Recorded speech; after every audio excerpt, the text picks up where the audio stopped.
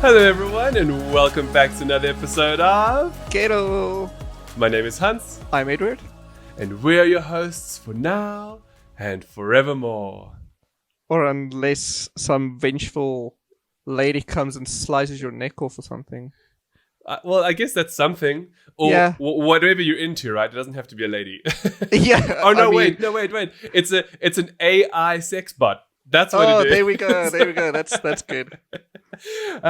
Welcome to what we think is one of the best variety podcasts on the internet, where we speak about everything related to gaming, entertainment, technology, and lifestyle, all wrapped in a wonderful Scented candle of delight, woman smellingness. Okay, y'all will soon find out where Edward is going with that when we get to our hashtag NSFW section. If you're new, thank you so much for coming by and watching or listening. If you're a long-time subscriber, welcome back, bitch. Holla. Welcome to my corner of the street. Yeah. Hey, Edward, how are you doing? Good. Can't complain. I'm in a very good mood today. How about you? I'm good. Thank you very much. I must admit, I think I'm also in a fairly good mood. I think versus some of the previous episodes, we're not falling apart this week. Yeah, so that's definitely something to be grateful for. So this is Gettel's 31st episode. Hey, we're officially in our dirty 30s. Exactly. So, not quite yet in our prime, but, getting there. A few more Especially away. if we have to measure this by human years, in any rate. Exactly. So we're going to, as per usual, we're going to go straight into our reviews and previews before diving into the swathes of delicious content that we know you're here for. Yeah. And as always, we have everything linked below in terms of what we speak about and timestamps for your convenience. Okay, so first up, reviews. The big hot topic for the week. Mulan, the live action Disney film. Y'all, I'm just going to get straight to the point. Avoid it like the plague. Okay? Yeah, it's so bad. Do not spend money on this. Okay, first of all, Mulan has released on Disney Plus, but as an added purchase, an added expense. So it's not even included in the service, not just yet. And first of all, that is just poor business practice. Yeah, okay? I am not in favor of streaming services now having bolt-on packages. That doesn't make any sense, because what's the point of Disney Plus then? Well, this is the thing. It's setting a dangerous precedent, because if Disney does this, imagine now Netflix doing it, right? Where they're like, okay, cool, this movie's meant to be in the cinema, but you pay an extra $10 and you get to watch it 3 months early. Yeah, like imagine every Netflix original suddenly getting paywalled. Yes, exactly. So first of all, that's the first issue with this whole Mulan story, all right? Secondly, it's just a really bad film. I mean, look, I love Disney's animations. I always have, grown up with them. They're wonderful. They're awesome. And I don't mind the live action remakes. Cinderella was okay. Maleficent, who's one of my favorite characters, was pretty cool to see a different side of her, versus what we saw in Sleeping Beauty. And even Beauty and the Beast was wonderful. It was almost a scene-for-scene remake of the animation, which is probably why it was so good to begin with. See, I haven't seen Beauty and the Beast, so... Oh, well, look, you should. Look, yeah. I mean, if you enjoyed the animation, you'll enjoy the live action. Because like I said, it's almost a scene-for-scene remake. And, see, that's what I like. But that's the thing. It works. Anyway, now, Mulan, on the other hand, Disney decided to take a totally different path. They said that, no, they wanted to make it a little bit more realistic.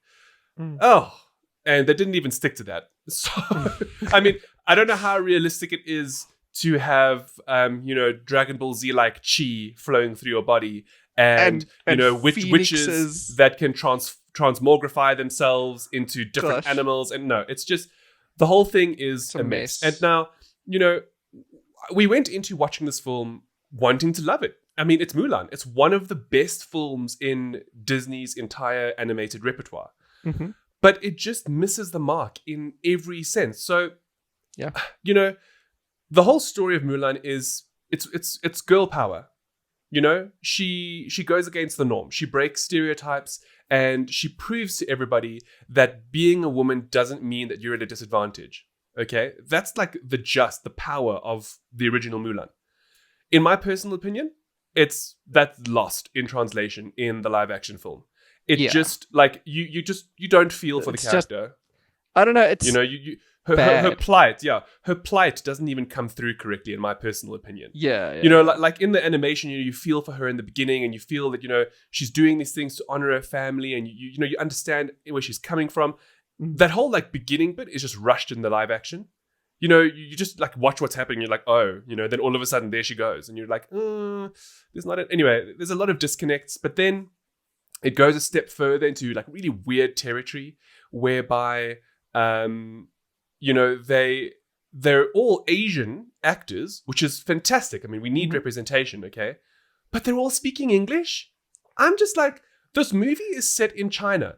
Give me Mandarin or whatever local dialect of wherever it is that they are and subtitles. What's worst is that these Asian actors, which is perfectly fine, they all have the worst fake accents. Well, yeah, so that's the other strange thing. Like, is that they've almost put on an extra Asian English accent, and I'm just like, why? Like if you're Asian and you're speaking with an accent, it's lovely, it's awesome because you speak more than one language, so more power to you. Yeah. But a lot of these actors we've seen in other films, they all speak perfect English. So to have to put on an Asian accent, like, what are you doing, Disney? Yeah. What is happening here? if you wanted the accent, you had to get local actors.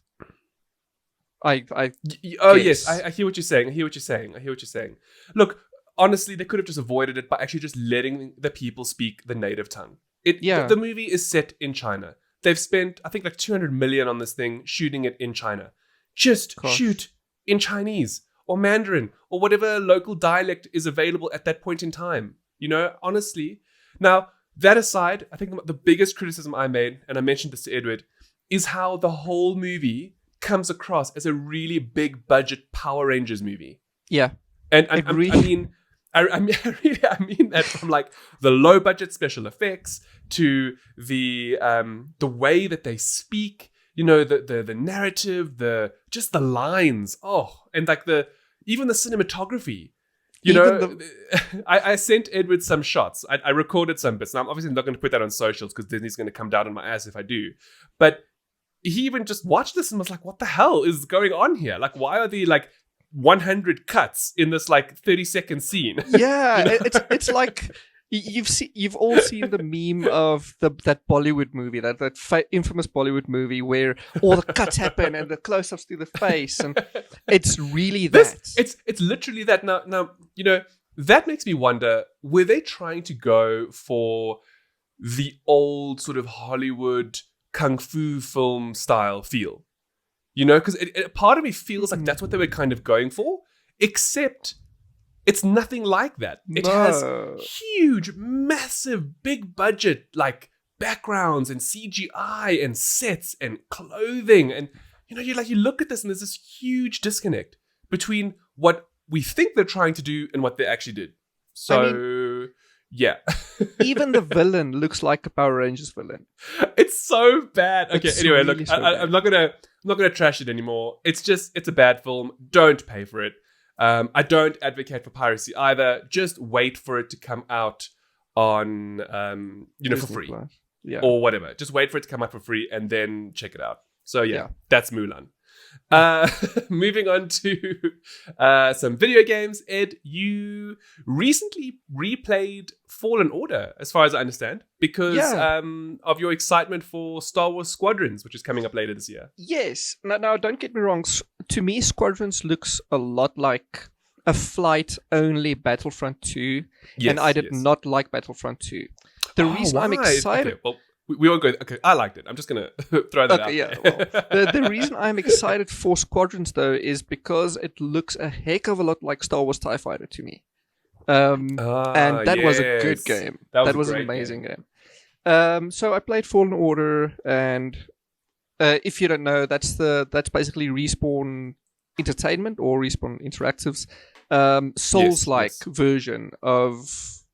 Yes, well, and not you're version, a but huge fan game. of Souls-like games. Because Yes. Yeah. So Awesome. so naturally, I replayed that recently, and it's a very good game. Again, So, it's got a few faults here and there, but ultimately, it's great. as you know, I haven't finished it. Mhm. But I recently saw the most incredible scene where the character faces Darth Vader for the first time. Oh, that's And- actually a spoiler. that's a How is big it a ass spoiler? because the reveal is actually it's very very epic. Well- you don't see him. Okay, well, the game's been out for a year. The game now. is a year old, so forgive me for speaking about it. So you don't see Darth Vader for the entire game, and then suddenly at the end he reveals himself like this badass he is, and he just ups and does away with the one. Yes, I villain. know. This is what I was watching. He just like whoop, and I'm like, what? And then you're like, oh shit, and you'd run because you can't face up to him. He's the most powerful Sith Lord. Yeah, of course. But there is. you see, look, And- where my perspective comes in is I actually loved watching that because Yeah. Darth Vader has been so underrepresented in Yes. film. You know, he's this mega awesome, super powerful character, and we never get to see it. Exactly. You know? So- That's part of why I like Rogue One a lot as well, because that also showed how menacing he Yes. is. Oh yes, that corridor scene, right? Yes, the Yes, iconic yes, corridor yes, scene, yes, and yes. it's okay. So if you don't know, the iconic corridor scene from A New Hope, from the start of New Hope, is redone in Rogue One, At the and end, it actually shows how it's expanded upon, rather, and Yeah. it shows how he fights and how quick he is and how powerful he is. Now, the same feeling you get from that scene is also in the game, in Fallen Order, yeah. and it's so good. So yeah, That's awesome, Edward. That's awesome. Well, you know what? I may eventually get to it. So Yeah, you will. You should. Your review with in mind. I think it's something I really should at some point play. yeah, you know? yeah. Now I know that there's another game which review just came out. What is it again? It's Shadows of New York. It's the Coteries of New York Ah. expansion, standalone expansion. Yes. Yeah, and I don't Good? know. I don't like it as much as I did Coteries. Okay, fair enough. So it's look. It is very much a visual novel, right? Because Yes. it's based on the Vampire Masquerade universe. yes. Okay. It's all based on the World of Darkness, just like this new werewolf cool. game, which I'm quite keen about. But so this one is mega visual novel. Like Coteries of New Okay. York, it was a visual novel, but it had interactive elements. This one is literally just a visual novel. If you Okay. make a decision that would stop the story stops. It literally ends. Whereas no. in Coteries, you had choices. You could make the choices. It was all you. Would I enjoy this? I don't think you would, honestly. You don't- It's 'cause, I mean, 'cause, a like, hell of a lot of reading. You know what I enjoy. You know, like I'm currently playing Tell Me Why at the moment. I'm Yes. streaming it rather. Yes. It's not like that. Not at all. Not at all. Oh, okay. All right. Fair enough. Now, there was also another game that you've just reviewed. Project Cars 3. Yes. Okay. Now, I'm very curious to know what you have to say. Because So, first impressions, it's amazing. It's so good. It looks great. It plays well. but... About an hour in, it suddenly unravels into this weird game that isn't Project Cars. It's just not. It's like think Forza. Okay, think what Microsoft did with the Forza franchise. They split it off eventually. You get Forza Motorsport, which is the simulation version, Yes. and you get Horizon, which is the arcade version. So, in other words, you know, Forza for you, Horizon for me. Yes, In terms of like play essentially. styles. Yeah. Yes, because you like Horizon. I Yeah. actually don't really. Well, but the thing is, though, they didn't rename it. They didn't do anything. They just marketed this as the sequel for Project Cars 2. Now, fine, whatever. Games change, genres evolve. The simulation genre does not, though, because it's a simulation for a reason. Yes, obviously. Well, look, I think your biggest critique here, and what I'm gathering, is that you're fine if they want to change it. Yes. But why label the next version in a simulation series? Yes. And then not have it be a simulation. Exactly, that's spot on. They could have called it Project, or just, I don't know, Project Cars to Horizons. You know what? Sometimes copying is the sincerest form of flattery. Yeah, so just Project Cars Horizons. Yeah, because essentially, to those who don't know Forza, maybe you know Grid. It's a lot like Grid, and it doesn't do it as well as Grid does. It doesn't do it as well as Horizons does. So it really just misses the mark then. So it just does.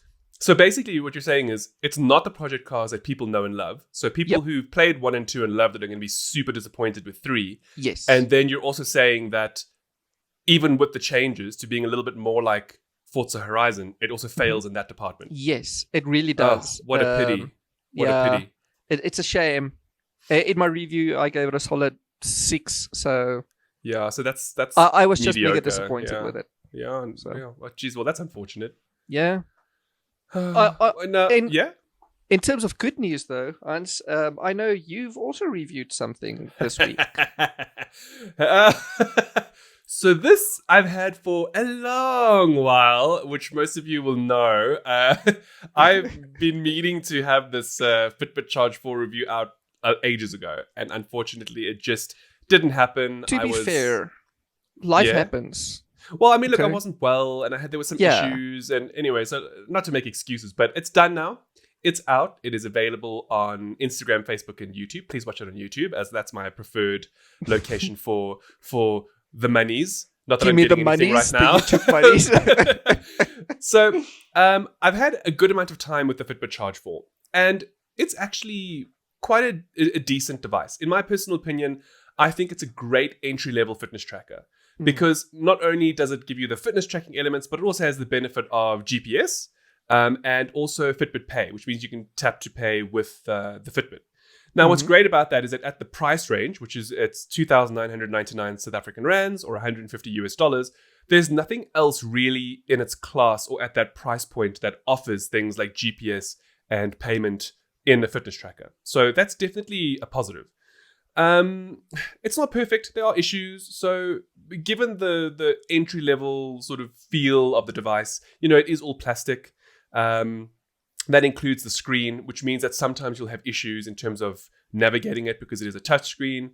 It has a capacitive button instead of a real button. So sometimes that is a bit of an issue in terms of actually getting it to do things, especially when you want to reboot the device, which I'm loath to admit, but after I had finished my review, just like a couple of days after finished shooting everything, my device just stopped working. So, I couldn't really go back and, I'd finished my project. I didn't want to go back and now change things, but at least I have the podcast to talk about it. So yeah, it just stopped working. And I've tried everything in the last day or so to try and get it to function again.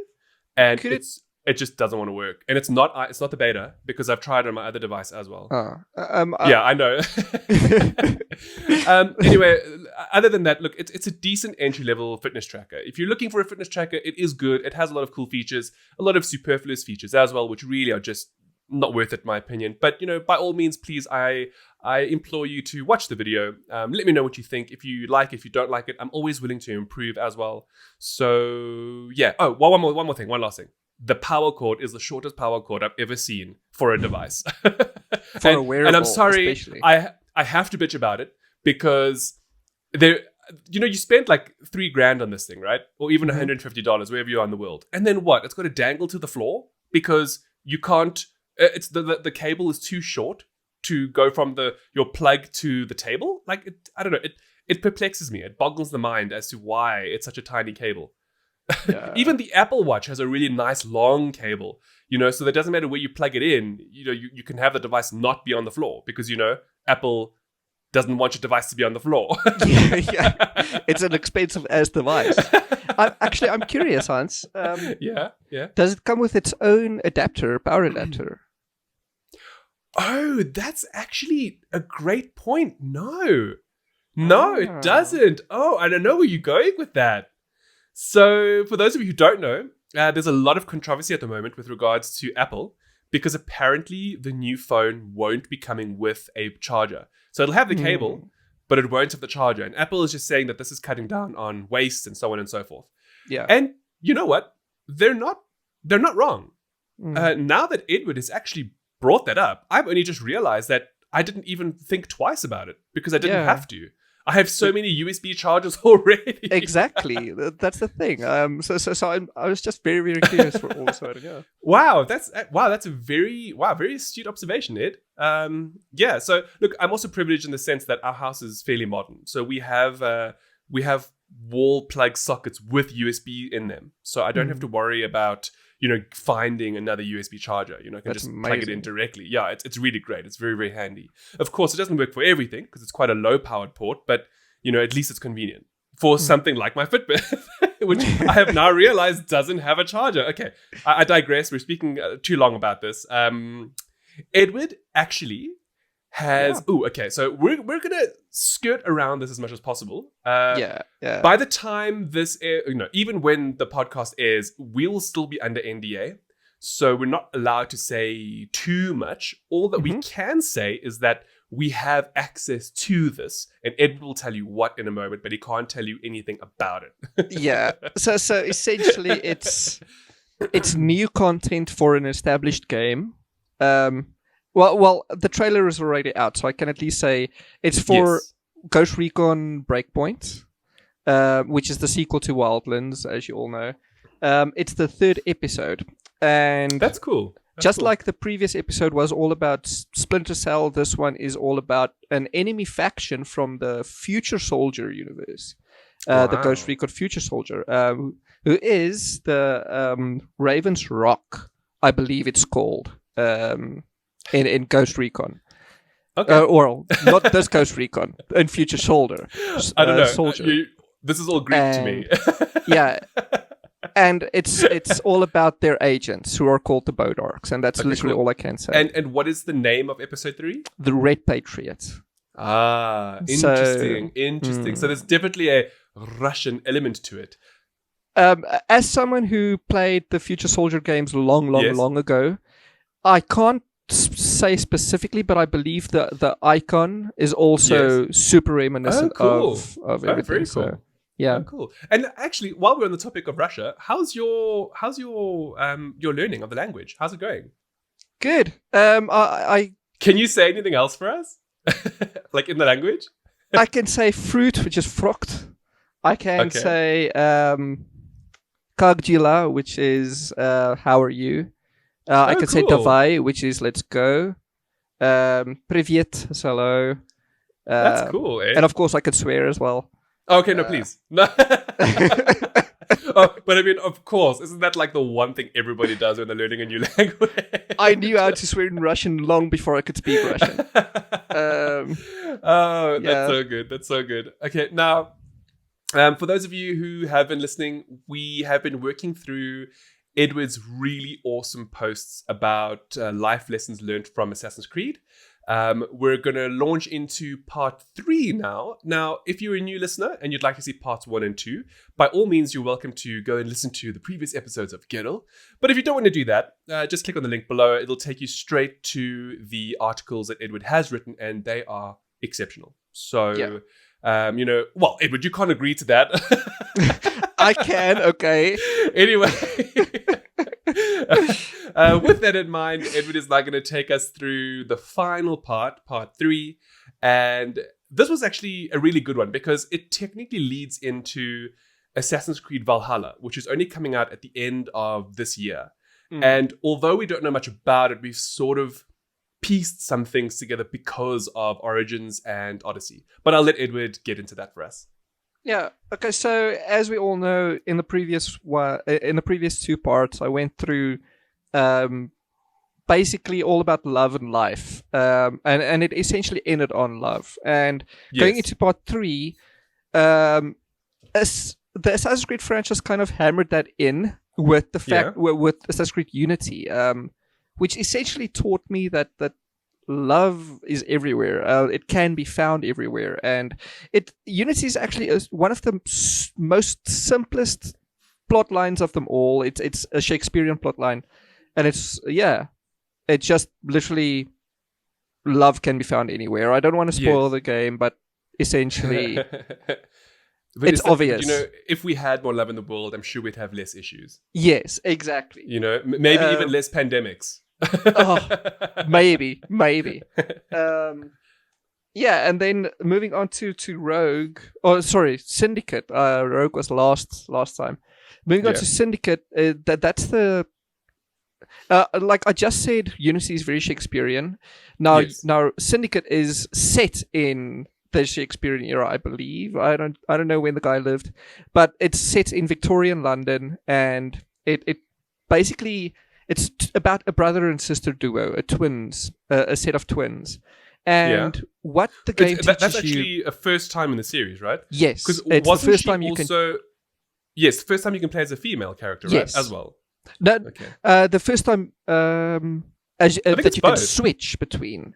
No, not because that was Liberation was the first time. Oh yes, of course. Yes. So this is the first time that the franchise introduced switching between two genders, essentially. Yes. And in Syndicate, it's all about working together. It's all about having a partner by your side and going through thick and thin with your partner, and how much you shouldn't necessarily stand alone, stand by yourself, because at the end of the day, you're just half of what you could be. And I thought that was quite powerful to learn. It's like two become one, you know, partner in crime, partner in life. That's awesome. Essentially. Yeah, that's nice. That's very nice. Oh, well, I see Edward's note here is partners are dope. Just for those who want to know what it is. Having a partner in crime is dope. Okay. And then basically, that was also the last Assassin's Creed game that wasn't really open world. In the sense of that's right. Yeah, like no other game had the scope of Black Flag until Origin. So with Origin, basically, Ubisoft went back and they decided, listen, we need a big ass world just like Black Flag had. So they released this game in Greek. It was set in ancient, in ancient Egypt. I'm jumping the gun here. Yeah, no, it's cool. And yeah, it was an amazing game. I thought the narrative was especially great. It was beautiful. Yes, you know, and now in retrospect, because I know that you're actually getting to the point of where Origins was about revenge. And how revenge sucks. Because it shouldn't be, you know, don't go down that path. And what is so apt about that is that although, I mean, look, revenge stories are not new, all right? A lot of games and a lot of media have covered them. And we actually covered it rather extensively in a previous episode when we spoke about The Last of Us 2. If you haven't listened to that, go and check it out. It was such an awesome segment. We actually wish we could have continued for even longer to speak about it. But, you know, crux of the matter is that essentially revenge doesn't pay, right? So there's actually truth to the adage that revenge doesn't pay. Exactly. That's so cool. So basically you go through this story to seek vengeance, and then at the end of the day, you lose everything. Do you know that was I think the second only ever Assassin's Creed that I finished? I know it was one you finished. I didn't know it was the second. I only finished the first one. Number one. I remember finishing it and then couldn't wait for number 2 and then never finished 2 and then, well, that was my life. And then I kept getting all the games and never finished them. Of course. And then I lost interest in the franchise completely because they all felt the same. You know, and then when Origins came around, it, to be perfectly honest with you, reinvigorated my love for the franchise. I actually really like Assassin's Creed now. I mean, I played that through to the end, including Odyssey, which you're going to talk about next. Yes, which is great because Odyssey is, I think, the best Assassin's Creed game yet. But you're biased, though. I am mega biased. It's not only... It's set in ancient Greece, and it has a lot of mythological elements to it, and I'm all up in that Greek mythological ass, and I'm all about that. So technically, it's the most inaccurate Assassin's Creed of the lot, though. Historically inaccurate. I didn't know that. Yes, but that's a different argument for a different day. For another day, yeah. The fact is, it's a game, and I enjoyed it a lot. But that's weird, though, because that's like opposite of Origins. Yes, Origins was mega historic. Yes. Yeah. Wow. And you should know, especially because you are a proponent of Egypt, and I've been there. So like to be able to see it digitally, and like especially the like Egypt mode, where you can go on like guided tours. Oh, the guided tour, yeah. Yes, and they have the same thing for Odyssey, but in Origins it was so historically accurate because like all the characters you meet in that are all from history, and the way that they portrayed the game. Okay, anyway, so I know I'm sidetracking you now. You can carry on with Odyssey. That's fine. So as much as you love Egypt, I love ancient Greece. Greece. And essentially, of all the games, this one taught me a lot. But at the end of it all comes down to basically one big lesson, is that secrets are always found out. Yeah. Or rather, it's not necessarily that secrets are found out. It's that like some things shouldn't be secrets. Yes. And if they are, you're looking for trouble. Yes. Yeah. Essentially, honesty is the best policy. There we go. That's it. There we go. That actually, that's like a wonderful summation. Yeah. When it comes down to it, Greek stories are always about secrets. But there they're also isn't overly one Greek complex, aren't they? Yes, they are mega. Tragic. It's all about. That's why they're called Greek tragedies. Yes, exactly. Like Homer's Iliad and the Odyssey are both. It's at the end of the day, it's all about trust and how much basically the gods trust each other, how much the demigods trust each other, and that's also awesome. Shown in the game. Yes. Okay. Yeah, and then obviously we and then the last one, Valhalla. Yeah. Okay, so obviously we all know Valhalla's coming. Yeah, and you couldn't write too much about this because we only know very little. Exactly.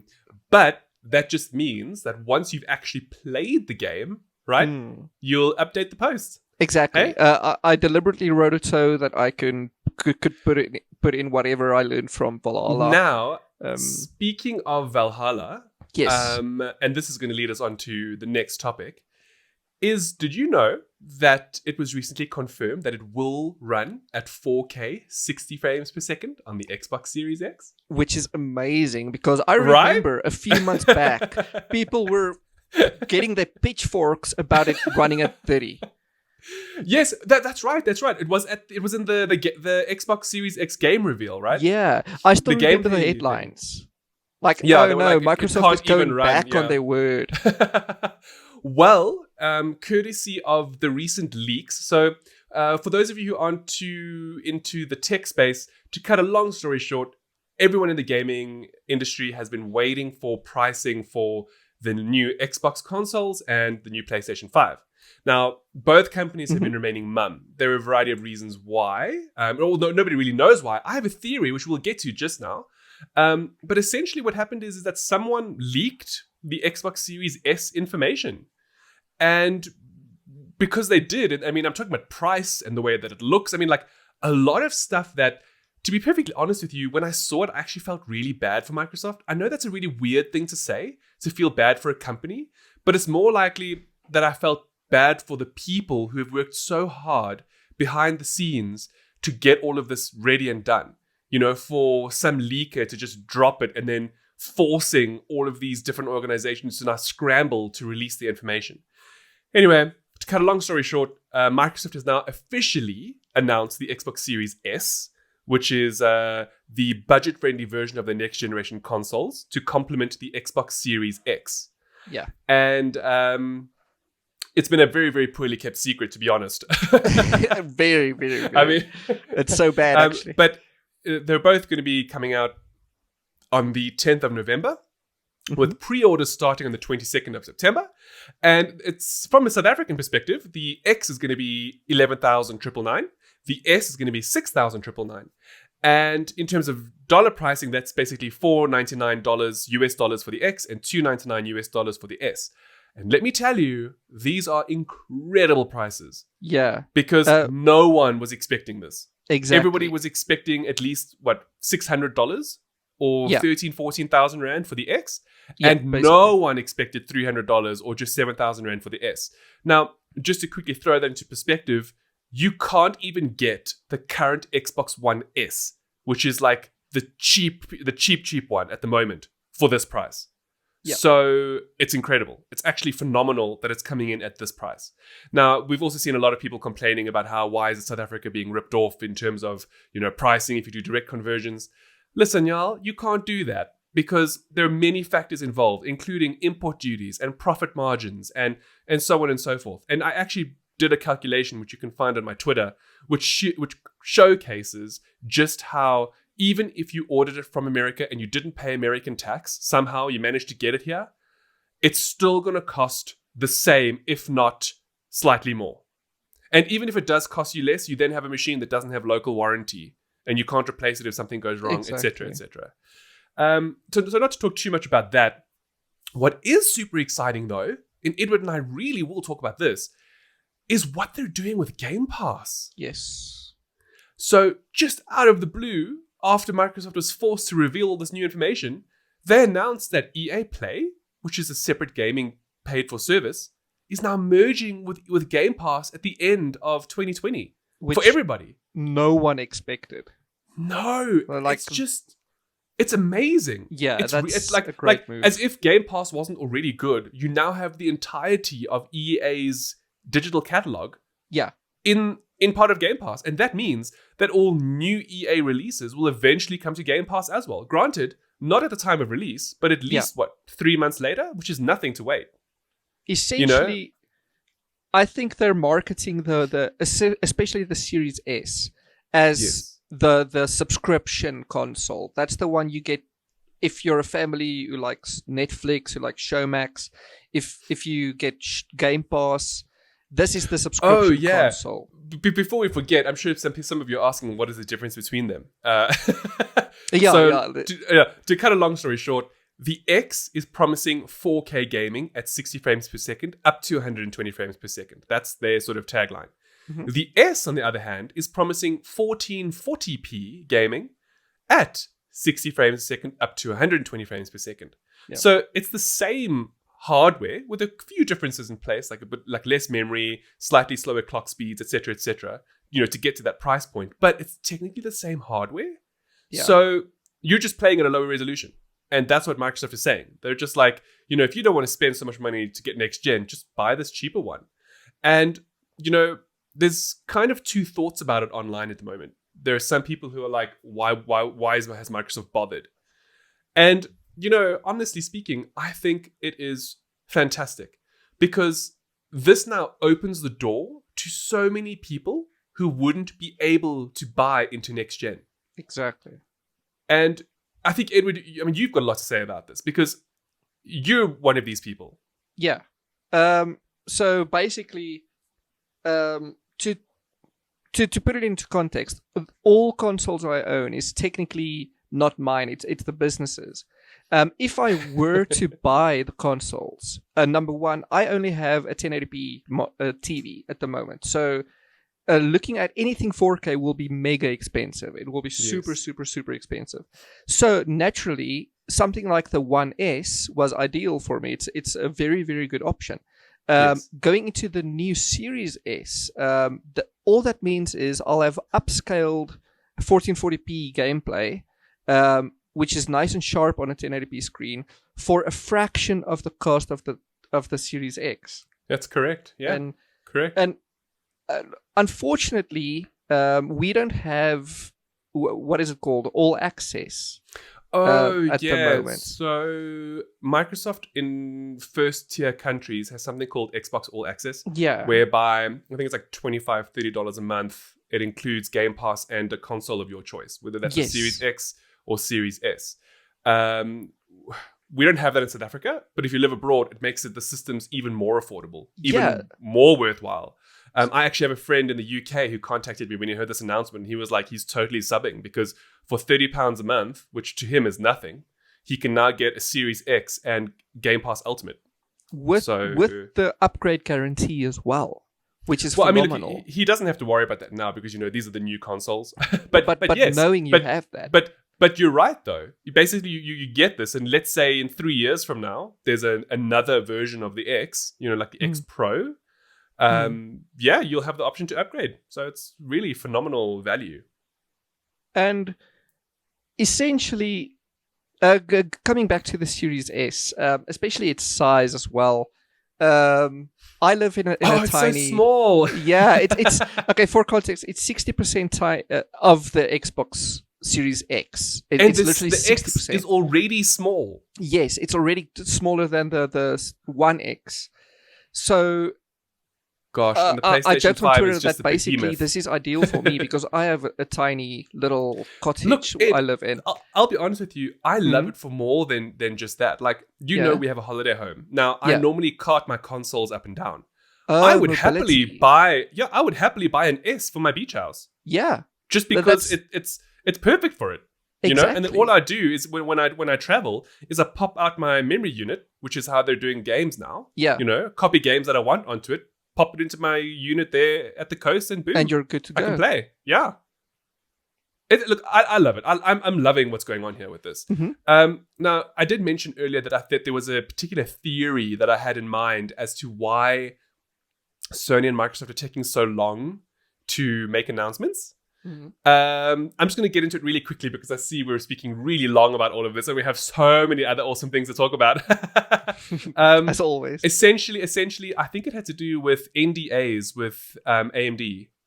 So no one expected the Series X to come in at $499. Now, we haven't spoken about it yet, but we are planning on to do so in a future episode, and that is NVIDIA's 3000 series, which have also come down in price. Now, I have a theory that AMD's new RDNA 2 architecture, which is powering their newer graphics cards, which are only going to be announced in October, are going to be far cheaper and more powerful than anyone's giving them credit for. And I have a feeling that this is showing in the consoles. Yeah. Because if you look at what the Xbox Series X is able to do at only a $500 price point, and the fact that it's all AMD based, including the Ryzen chip and the RDNA 2 GPU, I think that AMD has something in the works. Very much so. I think you're spot on because with the recent announcement of the new NVIDIA chipsets, which come out at about the same price as the current as the new consoles do. Yes. I think AMD is going to blow it out of the water in terms of pricing and bang for buck. And performance. That's what I think as well. I honestly think that that's what's going to happen, and that's why Microsoft and Sony have been waiting, because I think that the cards from AMD are going to be so cheap, people are going to be like, how is it even possible? Yeah. Now, of course, we stand to be corrected. This is just speculation right now. With that said, there's also speculation for what Sony's going to do now that Microsoft has revealed pricing. When we know more, we'll let you know. Yeah. Right, on to something a little bit more, well, I guess also tech-worthy, is flying cars are real. Finally. Finally. There's a brand new startup called SkyDrive, and they've recently been backed by Toyota, of all companies. So that definitely means we've got to start paying attention, because, if Toyota, which is one of the world's most trusted vehicle brands, is now backing this company, which is creating personal flying cars, that means that they're onto something. And what's really interesting about it is that they've actually finally finished or completed their first public test flight with people. And it's really, really incredible as to what they're going to be doing with it. I mean, can you imagine? Imagine being able to just buy one of these things, and then fly around, like zoom around and not have to worry about parking. And that'll be amazing. Well, you'll still have to worry about parking, though, to be fair. Well, I mean, I think if somebody's yard is big enough, you should be fine. Or you could park on the mall, like on the... park on the roof, yeah. Look, it's really cool, and it's currently the smallest, and this is what they're dubbing it, VTOL, which is vertical takeoff and landing vehicle. And I think it's remarkable. I mean, the fact that we finally are at that point in time. I mean, fine, 2020 hasn't been that great, but hey, flying cars, y'all, flying cars. Like, it took a while, but we're finally there. On the cusp. I mean, okay, my mind just kind of went to accidents at the moment. So, Oh, boy. Of course. Let's hope that, because look, this is still in the early stages, but I'm hoping that there'll be a lot of sort of Tesla AI tech built in, where it kind of flies itself in for the most part. With that said, they're hoping to have 2-seater commercial versions of this available by 2023. So that's not too far off. Hey? That's actually And super cool. apparently that kind of fits in line with Japan's move, or rather Japan's wishes, to open up a flying taxi service. I can't wait for that day. I know, right? I think that's going to be expensive, though. Look, it depends. It depends. I mean, look, you probably would have to pay for the privilege of getting to a place within minutes. But if they're able to do many occupants, like imagine this. Imagine being able to do 100 occupants in the time it takes to do 4 occupants with a normal car. Yeah. So from that perspective, it might eventually lower the price, if that makes sense. Because there's so many people are using it, you can do so many more within the same period of time. It reminds me of what you spoke to me earlier about that bullet plane. Oh, yes. Yes. Where they want to basically make privatized flying cheaper. So that kind of... Okay, so what Edward is talking about is there is this brand new aviation company called Otto Aviation, and they've created this new aircraft called the Celera 500L. Now, this is slightly different to the SkyDrive that we just spoke about, because the SkyDrive is mainly just it's for 2 people only, and it's for you to get from point A to point B. Now, this Celera 500 is a genuine, I think it's an 8-seater private plane. And the reason why it's so special is because, first of all, it's propeller driven. So it's not a jet engine. That's number one. But number 2, it features such an incredible bullet design that it lowers drag so much that the fuel consumption on this thing is identical to something like a Honda minivan. Instead of being something like an actual airplane. So essentially what they're saying about this is that it has like fuel economy figures of like 13 liters per 100 kilometers, which is nothing. That's like my car, which is a V8. Okay. And this is down from what a normal airplane has of, I think, the 118 liters for every 100 kilometers that a normal plane has. So like costs, for example, drop from like $2,000 an hour to like $300 an hour. And apparently it uses only 1/8 of the total fuel, which is amazing, to get from like A to B and stuff like that. And the thing is, it's super fast as well. So like they've clocked it at, I think it's 740 kilometers an hour, where a normal jet, one of these private jets goes at about 770. So speed wise, it's not much of a difference. But what they're essentially trying to do with all of the lack of drag and the lower costs in fuel and so forth, is to try and make privatized travel really cheap. As in, like, instead of you buying an economy class ticket on like a major airline, you buy a ticket on this plane, and now it's just you and 6 other people, and you in the lap of luxury, and it costs you the same. Yeah, that's what they're trying to do here with this thing. See, I'm just thinking there's companies out there that will hate this. But of course, I mean, look. I'm imagining that maybe this will start off small, like within like intercity travel, within a lot of countries and things. But the fact is, it can travel across the globe. It has a mile range of, a kilometer range of 8,300. That's amazing. It's incredible. It can literally just go everywhere. Yeah. I think this will revolutionize. I mean, like right now, you hear of private jets, right? That all the celebrities manage to do, and it costs like hundreds of thousands of rands. Exactly. Imagine the same thing, just obviously in a different looking aircraft, but the same speed, the same everything, but it only costs you like 10,000 rand, like the price of a normal economy class ticket.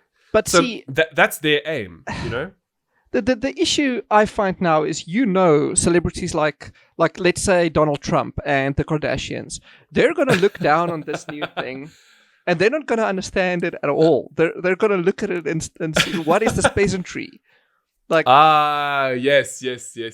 So Edward is doing a very good job of segues at the moment. He's taken away my job, y'all. And I thank you for this.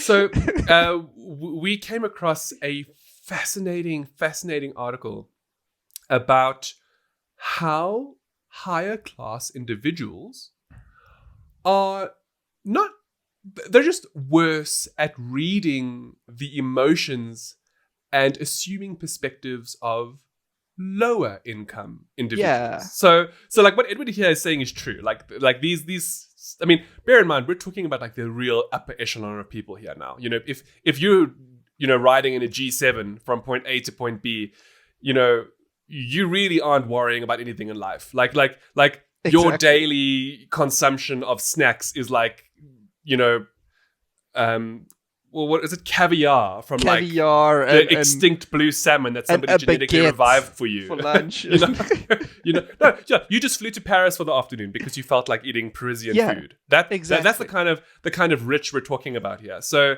it's a very interesting study where they're basically just saying that, you know, people from much higher social classes actually struggle to identify with people in lower classes.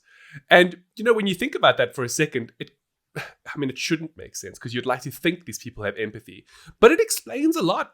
It explains a lot as to what, you know, how rich people behave. It really does. Like, they literally think the way I just explained, that they think this privatized jet with 6 peasants in it are exactly that. It's peasantry. It's lower class. So what you're saying is, these super rich people are going to be like, screw auto aviation. I'm still going to be in my G7 jet. That's what I'm afraid of. They're not gonna invest in this at all, and you know. Look, they don't have to, because remember, the masses, and you know, in terms of actual expenditure, is in the working class. You know, you'll get more people using this bullet plane overall than you will rich people renting super expensive planes. That's if that makes sense. Very true. Yeah. Anyway, just to get back to this whole thing of you know, how higher class people can't really like associate with lower class. There was actually a study done by it. And the article comes from SciPost, and the study was published in the Personality and Social Psychology Bulletin. And it's authored by Pia Dietzer, who's a postdoctoral scholar at the University of California in Irvine. And what this person said is that they, with their co-author, decided to examine a question that deemed, you know, rather important given the current rising economic turmoil and inequality in America, you know, especially today with everything that's going on. And so, you know, they got money for it, and they wanted to see, you know, how does access to resources like education and money influence the way we process information about the human being?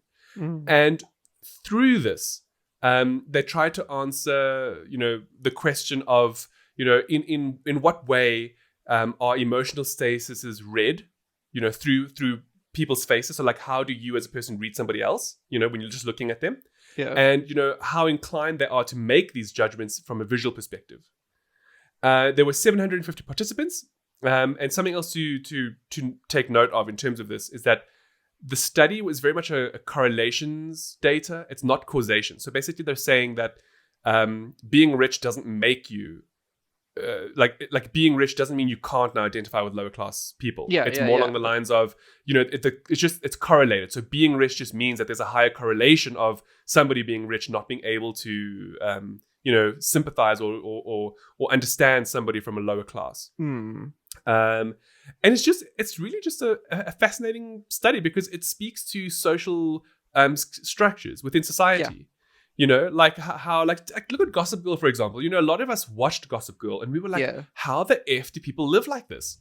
You know, like you watch them moan about stupid things and you're like, they're being ridiculous. But the thing is, to them, they're not. Exactly. You know, that's the norm for them. I mean, imagine being brought up in the kind of household where you have 6-7 maids and butlers, all at your beck and call. Now, bear in mind, you don't know any better. This is your life as a kid growing up. You don't know what it is to butter your own sandwiches. You don't know what it is to freshen up your coochie by yourself, etc., etc. All of these things are done for you or to you because of this wealthy lifestyle. Exactly. So therefore, when you speak to somebody else who, for example, he has an easy one, right? Let's take Edward and myself. Edward, Yes. You drink what kind of coffee? I drink mostly instant coffee. I only drink Nespresso. Now, I can't relate to Edward. Yeah, like you think it's gross.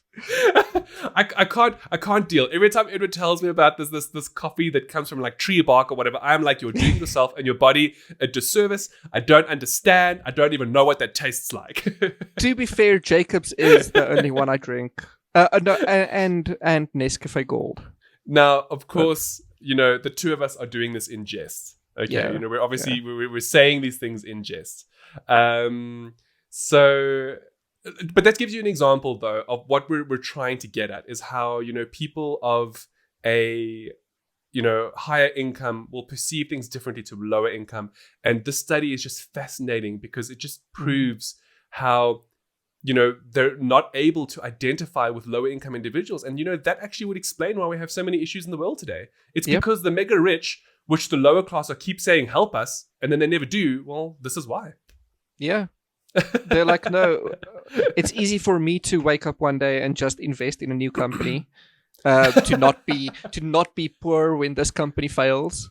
No, you see, it's like us being like, why isn't Jeff Bezos doing more to help society? Well, this is why. It's because he can't relate to the struggles of lower class people. Yeah, he struggles. That's really getting the correct fresh baguette in the morning. That's his struggle. No, his struggle is trying to find out where his coffee has been pressed this morning and from which virgin in Guatemala pick the beans for him. That's the issue for this morning.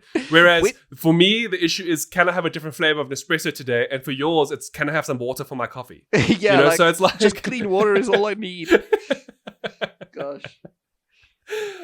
So that brings me on to a little bit of a different topic, but it's something called the peak end rule. Yeah. Now, we won't speak too much about it. We won't go into too much detail, but essentially it kind of falls in line with cognitive biases, which we've actually spoken about quite a bit in the past. Namely the survivorship bias, which we spoke about in one of our previous episodes.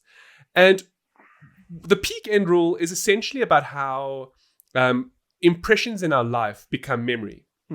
And so my question that I want to pose to you, Edward, and to those of you who are listening is, the last time you went on holiday, what do you remember most from it? So for me, and this is a weird one because like I always think of Japan, because I went to Japan last year. Yeah, you love going. But that wasn't my last holiday. Oh, that's correct. You see. So this all comes into the peak end rule, and it's about how it's how memory is. I don't want to say formulated, but how memory comes together to highlight things that have happened in your life. And it's how memory is not infallible, and how the brain automatically takes everything, and when it catalogs it gives you snapshots of events versus full on that's cool. Instead of playing back a video, you're playing back a highlights reel. That's exactly essentially what the peak end rule is about. And it's a very interesting thing. So the full definition, and I'll just read it quickly, is that the peak end rule is a cognitive bias that impacts how people remember past events, and it's associated specifically with intense positive or negative moments, which are the peaks, and the final moments of the experience, which is the end. And then that obviously will determine how you remember things. So, if I think about this year, we were obviously, a lot of things have happened this year, but we were attacked in February, and that's something I will never forget. It's not that I want to remember, but this is what it forms part of the peak end rule. Yeah. Do you know what I mean? Yeah. So even if I don't recall it exact, it's still there. And I can bring, what I mean? I can think about it. Yeah, the certain things. It's, you know what I mean? It's always going to be for good and for bad. Yeah. Yes. So one of the other reasons why we're speaking about this today is because Edward this week actually tweeted about his time at Famous, and it was really nice. Yeah. It's always nice looking back at good things that happened with you, I guess. Hans is referring to, but basically, I joined in on a thread of tweets Hans was busy with, and just to basically say my thanks more than anything else. But yeah, what it comes down to is way back when I was writing for a little publication which relied heavily on ad money. We basically got contracts from local companies. Now, local for the company was England, but I was obviously writing all the way from South Africa. Yeah. And they relied on ad money to keep the servers going, to keep the website hosting up. And they just ended up telling me, like, sorry, we haven't signed any contracts in a few months. We can't pay you anymore. We're going to close down. And that very moment, I started looking for jobs. I started looking... I got a job via my fiance at the moment. She got a job from me for delivering pizzas. And I also contacted Hans. Long story short is I ended up writing for 5 years. Yeah. Yeah, and the year right after I got my first fully paid job at Famous, and yeah, here I am today. That's amazing. Yeah. So, well, there's a little bit of insight into how long Edward and I have been friends for, and how long we've been working together. It's a long ass time now. and how it all relates to the peak end rule, because in specifically what he's referring to is I went to E3 in 2014 for the very first time, and that was actually when Edward started writing for us, because he contacted me straight after that. So it was all like all these cool things, all sort of come together at that point in time. And that's how it's remembered, and it's nice. Yes. Now, something else I just want to mention with the peak end rule is, did you know that they actually use it for UI development? Did you know that? No, I did not. So essentially it's got to do with sometimes when you go to websites, you can either get super frustrated and then you never go back. But a website that's super clean and works really well, you'll often go back to. And that actually has to do with the peak end rule. It's actually it's part and parcel of it. So yeah, it's very interesting. They do use it for UI development, which I thought was super interesting. So that is super interesting. Mention that quickly. Now there's some other really cool topics, but we're going to just do one more before we get to y'all's favorite part of Le Ghetto. Le Ghetto. So essentially, it was just a fun one. Everybody knows about Doom, right? Yeah. The game, and how Doom runs on basically everything. Exactly. It now runs on pregnancy tests. Of course it does. A few episodes ago, we mentioned Doom running on... Oh gosh, I can't even remember. On a calculator or something. And essentially... I know what it was. It was the touch bar on the MacBook. Oh yeah, there we go. And essentially it comes down to, if it can't run Doom, it's not a valid thing of society. It has to run Doom. And now pregnancy tests are, hey, all the geeks out there, you're good to go. How cool is it though? It's amazing. That a pregnancy test is that advanced to begin with. It's amazing. That we're actually able to pack that much tech in this little stick that you pee on to determine if you're carrying life. Yeah. I mean, that's incredible to me. Yeah, that little motherboard carries a game now. Anyway, it's absolutely fascinating. We'll link to it. You can go and you can read up about the author and see what it's about and how it performs. It's just awesome. Yeah. To be perfectly frank. It's super cool. And now, cue the music. Hashtag NSFW of Ghetto. Yeah. Okay, cool. So getting straight into it. Vicard from South Africa submitted this to us this week, and it has to do with what the bold and the beautiful are doing. Now, this in itself is not exactly an NSFW topic, but we're going to lead it into one. So, essentially, Bold and the Beautiful, during the lockdowns and pandemics around the world, have been substituting actors for mannequins, in the sense of, if there's a scene where people need to kiss or embrace, they're making actors make out with mannequins. So Edward and I were looking at this and we were like, y'all bitches shouldn't be using mannequins. You should be using sexy sex dolls. AI dolls. Yes. Thank you. Which we've spoken about numerous times. Oh yeah, it's a regular topic now. Gettle featured real doll. Sponsor us. Yeah, exactly. Please send over review units. To be fair though, in the few videos I've seen online about this subject, they blink and stuff, the mannequins. So I think it's kind No, they of don't. they do. No, Like in no, this they- one Twitter video, the one doll literally blinks. What? Yeah. No. So I'm not sure Oh, if it's gosh. like Look, a weird well, Chinese I sex don't know. doll I or don't know which. something.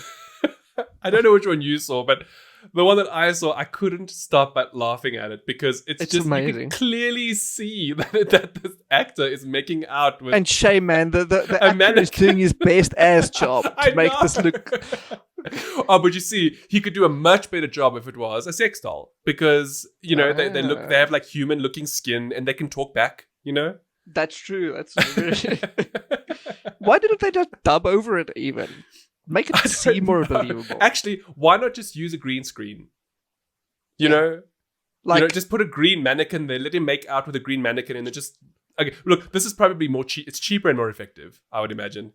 yeah. Just make out with the plastic doll. The thing is, James Cameron has been doing this for years, for decades. Why can't Bold and Beautiful do this? No, because it's different. Okay, look. So for those of you who have been listening, we've spoken about advances in technology, including moving away from green screens and blue screens to actually using LEDs. And we spoke about it, I think it was 2 episodes back. Absolutely incredible. Definitely check that out. But I think, honestly, it's just cheaper, Ed. It's cheaper just to put a mannequin and let the person interact with it than it is to try and substitute somebody in post-production. Yeah, That's the actually honest true. truth. It's still, though, it's so weird. Now, speaking of this, there's another evolution of these dolls that you've... Well, not necessarily an evolution of it, right? Yeah, it's not so more an evolution than something that's been happening steadily anyway. Now, this comes from one of our other faithful listeners, Ian. Yeah. Thank you. Thank you, Ian. Earlier this week, he sent me a link to a post about technosexuality. Oh, is this another sexuality that we need to add? No, to the current it's list? not a gender identity at all. Okay, It's more something along the lines of finding sexual pleasure in using technical or technological stuff. You do know this is literally you're just describing another identity, I suppose. But at least in this post, the people referenced are still refer to themselves as men or women or whatever the case may be. I see. So it's not, you're not like identifying as a technosexual. Yes, they just love technology, I guess. Like okay. I see. Okay. All right. So Fair enough. essentially, what it comes down to, we all know that rolling myth about falling in love with Siri or falling in love with your Alexa or whatever. Even that movie Her was all about all about it.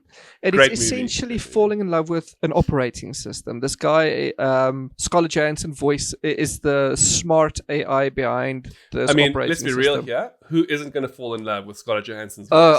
I've been falling in love with Scarlett Johansson since... I don't blame Joaquin Phoenix, okay? So right? So technosexuals are literally just that. It's people that's in love with their laptop webcam or their Amazon Alexa. But are they making out with them? No. Well, at least not in the... Not yet. Yes. Not in the examples listed in the post Ian sent me. What I did find, though, is the weirdest video on YouTube... Also, I guess about technosexuality. This is the thing. This is what I'm saying. Like, we're leading into that extreme love thing. Yeah. So obviously, as with all things, there is an extreme to technosexuality as well. And I found this video on YouTube. It's from a series called Extreme Love, and it's literally about a woman who is in love with a plane, a Boeing 747, respectively. And okay, hold on. You said 747, right? Yes. I'm on board now with this because 747 is my favorite. It's just weird. Look, I've seen this before.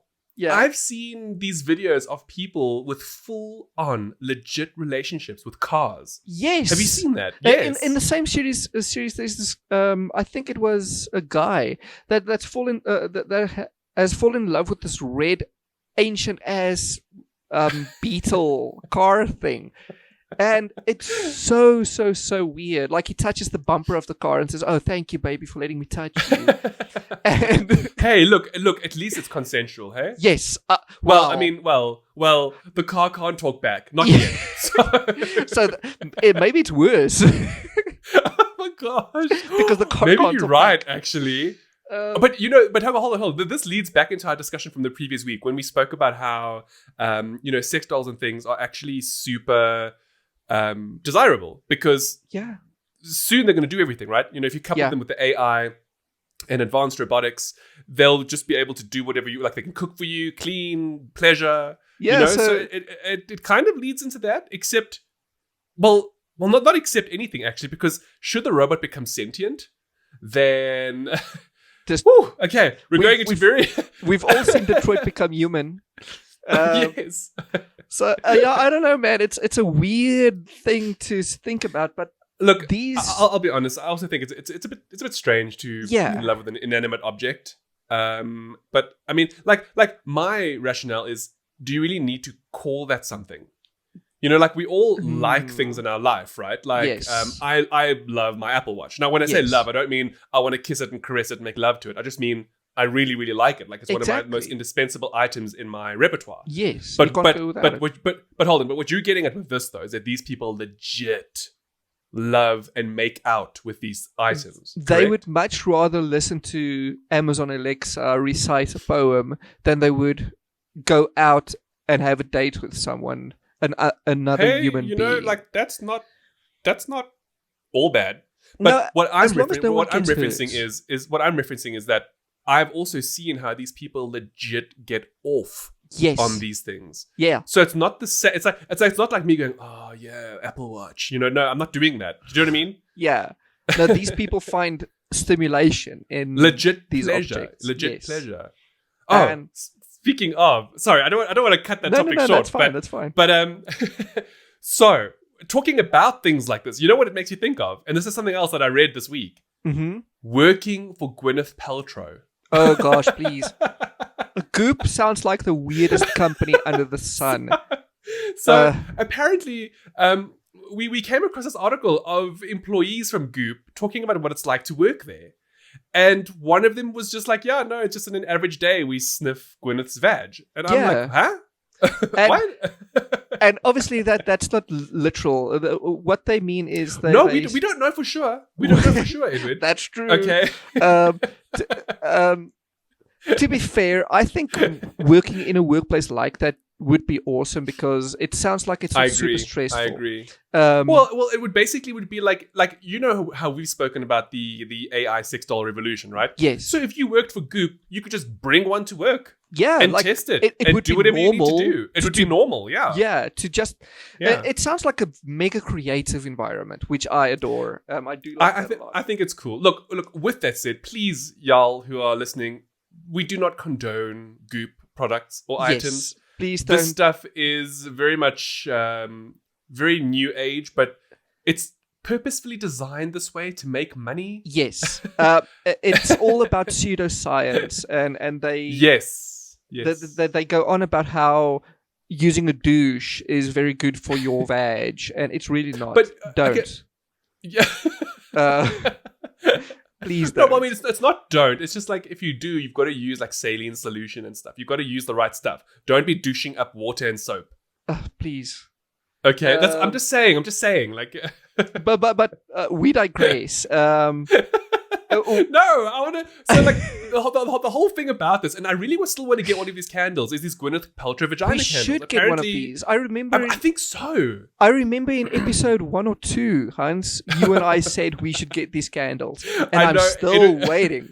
Edward recently joked about how Gwyneth Paltrow's vag is like the mascot for Geralt. Yeah, it's literally is. Look. What is really hilarious about that though is, if you actually read up about the candle, it's got really great scents in it.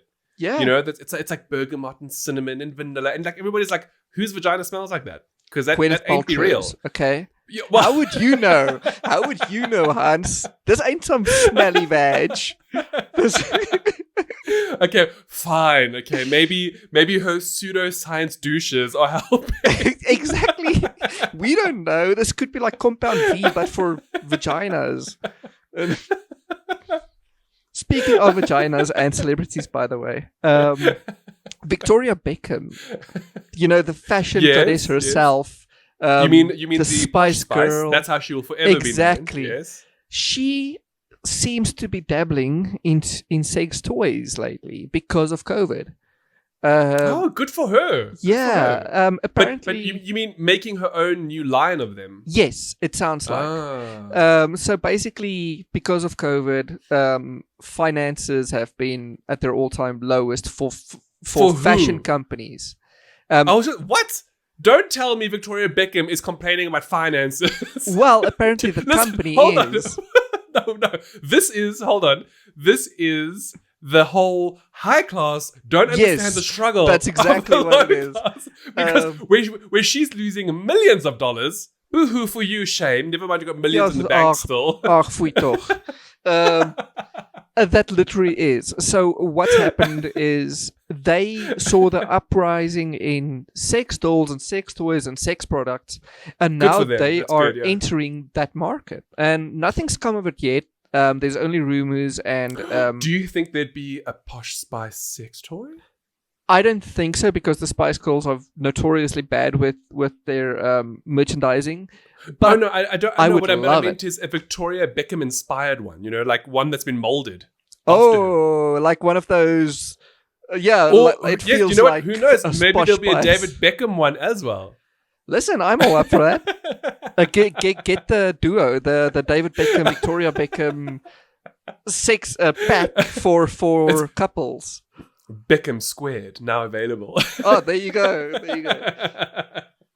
Victoria Beckham, hit me up. I can be a marketing manager. Yeah, please. I'll do I'll do all the socials. Write up all your products. Wow, that is actually fascinating, and I think it's cool that some more celebrities are sort of taking the taboo away from these kinds of subjects. Exactly. I'm honestly loving it. I dig that. Yeah. Well, okay. Well, that's the end of our #NSFW section. Yeah. It was a quick one, but it was an amazing one. Yeah, it was a good one. Yeah, I enjoyed it. It was quite a lot of good stuff to talk about there. We're not done just yet.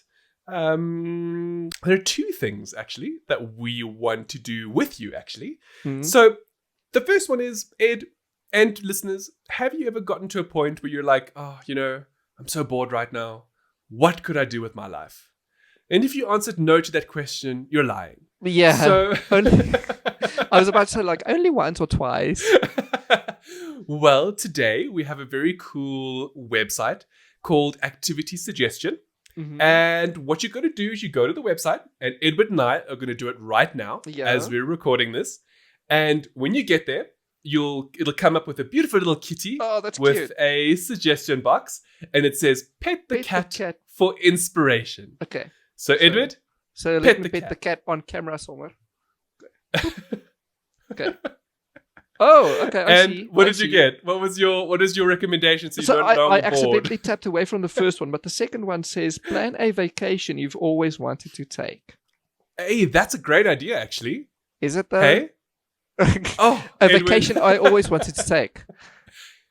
Just cough, not E3, work. Cough. just stay home. Well, on my side, I got start a collection. Requires one human. Yeah, mine also says requires one human. Now, that's actually brilliant because I haven't mentioned it on Gettle at all, actually. But for those of you who might know me from YouTube or social media, you know that I love collecting Pokemon. Mm-hmm. So this is actually really great because I was thinking of I'm back into it, but I haven't done it for a couple of weeks because of COVID and the lockdown and all of that. So yeah, thank you, Suggestion Kitty. Yeah. Now, for those of you who are listening, I hope that you all did it as well. And we would love for you to let us know what your cat said. Yeah, tap it once and tell us. Maybe it's something crazy. The purring kitty has to say, It might be something cool.